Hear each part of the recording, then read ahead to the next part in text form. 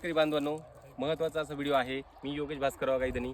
आज जसं तुम्हाला मी सांगितलं होतं की सांगलीमध्ये आम्ही आहोत, जत बागलवाडीमध्ये आहोत. जसं खिल्लारी सरचं तुमचं नाव मी सांगितलं होतं, त्यांच्या प्लॉटवरती गुटले सर आणि आम्ही आहोत. त्यांचे बंधू पण आहेत आणि त्यांच्या प्लॉटला आता व्हिजिट होते. उद्या आपला कार्यक्रम असणार आहे. पण हा जो प्लॉट आहे, दोघांचं विशेष कौतुक याच्यासाठी करावं लागेल. पेरूच्या जेवढ्या व्हरायटी आहेत, म्हणजे आपण तुम्ही तैवान पिंक घ्या, तुम्ही व्हीएनआर घ्या, तुम्ही रेड डायमंड घ्या आणि जार्वी रेड वन घ्या, या सगळ्या व्हरायटी त्यांनी इथं लावलेल्या आहेत. आता जार्वी रेड वन ही जी व्हरायटी, याच्याबद्दलची तुम्हाला माहिती सांगतो. सर, किती रुपयाला रोप आणलं तुम्ही?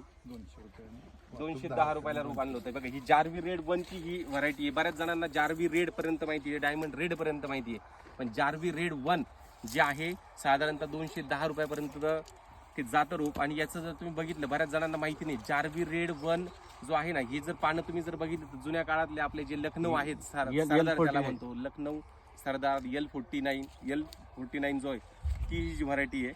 आता लावून साधारणतः सर किती दिवस झालेत?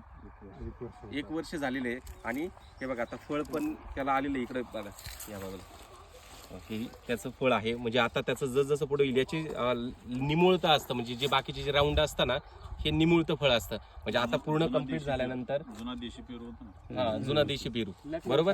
तर उद्या आपण तसं भेटूया. त्यांच्याबरोबर आमचं डिस्कशन चालू आहे, सुंदर काम चालू आहे त्यांचं. तर उद्या आपण आपल्या कार्यक्रमामध्ये भेटूया. धन्यवाद.